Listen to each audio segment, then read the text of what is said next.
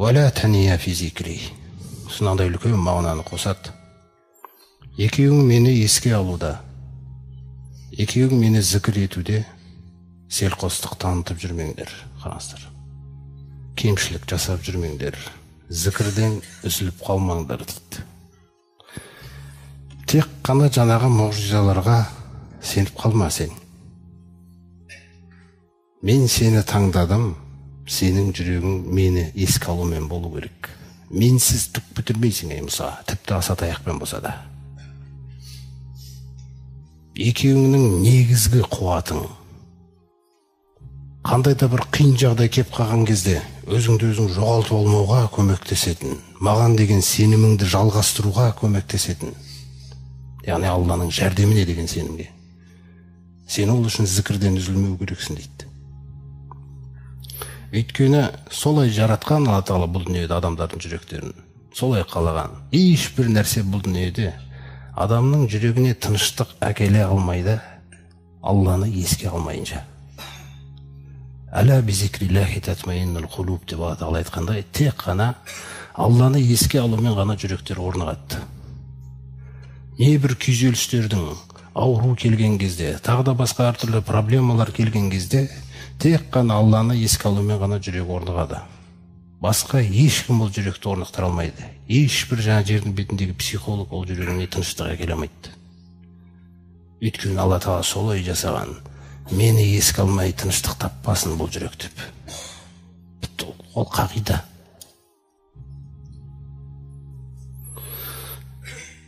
Кеше әуелгі Мұсаға өзін таныстырған кезде Аллах Тағала Ақимис солат али зикри деді.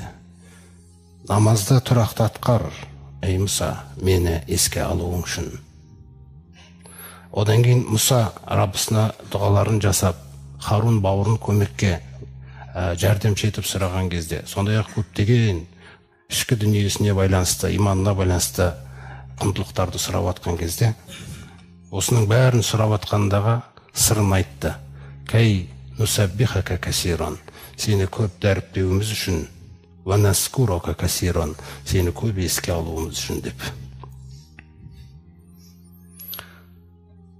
Ең құрал, Пайғамбар саласында айтады, құлдың жасап жүрген амалдарының ішінде дейді, Алланың азабынан ең құтқаратын амал ол Алланы еске алуы дейді. Бір сахабаларын айтқандай, Алланы еске алудан тілің қорғап қалмасын дейді. Мысалы, майлап тұрамыз ғой, мысалы, буыннан май кетсе не болады? Соны айтып жатыр, тіліңнен зікір кетпесін дейді. Осы үшін о баста елу намазда бұйырылған сол. Кейін бешеу қылтта елудің сауабын берем деді, бірақ екі намаздың арасында зікірсіз жүруіңе болмайды. Солай қалады. Фаиза қудиятис солату фанташиру фил арада дейді жұма намазында мысалы. Намаздардың қашан намаз аяқталған болса, жердің бетіне тараңдарда Алла Тағаланың ризығынан іздеңдер де, васкуруллаха касира. Сондай Алла Тағаланы көп еске алыңдар, сонда ғана табысқа жетерсіңдер дейді. Осы 5 уақыт намаздың арасында еске алу деген нәрсе. Бағанаға проблема да болмайды. Сіз біреуге қарыз алған кезде сіз уайымдай алатын боласыз. Егер ол болмаса, бейқамдық кетеді. Өз солай жасаған. Не Алланы зікір етесің, не бейқамдық. Ғафлет деп атайды ғой. Ғафлетун. Зікірдің қарама қарсы мағынасы. Ғұламалардың Абу Дарданың айтуынша, мысалы, кез келген нәрсенің ағартушысы бар дейді. Ағартатын, жылтырататын, полировать ететін нәрсесі.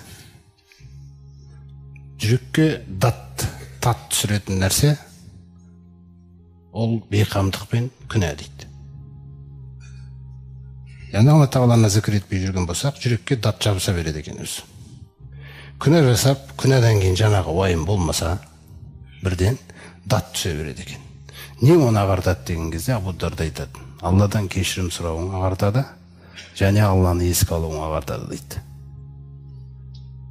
Сол Алланы көп еске ала берген кезде жаңағы даттар жуылады да, имани сезімін қайтады, формаға келеді. Сол кезде жыласаң да дұрыс жылау болады ол. Сол кезде мысалы Алла тағалаға өзіңді ашсаң да дұрыс ашу болады. Күні сол Алла тағаланы еске алу арқылы ол ағарады. Сыйлығын қараңыздар. Фаскуруни аскуркум дейді Бақара сүресінде. Мен еске алыңдар дейді. Сыйлығы не? Мен сендерді еске алам дейді. Міне зікірдік мақсаты не? Алла сізді еске алу керек. Неге? Сіз мұқтажсыз. Біз мұқтажбыз, біз ісіміз жүрмейді. Ол бірдеңкені бөгесе, оны қайтаран қозғалысқа келтіре алмайсың. Пайғамбарымыз солай жақындайтын Алла тағаласына дұға жасағанда, Аллахумма ла муътия лима манахта. Сен бөгеген нәрсені беруші жоқ қой, бітті. Бірақ еске аласың, жалынасың, бөгеген нәрсесін ашады. Көрдіңіз бе? Сен беретін нәрсені ешкім бөгей алмайды. Сен Алланы еске алып жүрсең, біреулер бөгейім десе, бөгей алмайды. Қағида солай. Валя басита лима қабатта. Сен тартылған нәрсені ешкім молайта алмайды. Көрдіңіз бе қағида қалай? Сен молайтқан нәрсені ешкім тарылта алмайды. Валя муқаррима лима бағатта. Сен алыстатып жіберген нәрсені менен ешкім жақындата алмайды. Сен жақындатқан нәрсені ешкім алыстата алмайды дейді. Қараңыз, пайғамбарымыз қалай жалынады, жалбарынады, қалай мақтап жатыр. Осыны дәріптеу дейді Алланы. Аллаға жақындау, есігін қаққылау,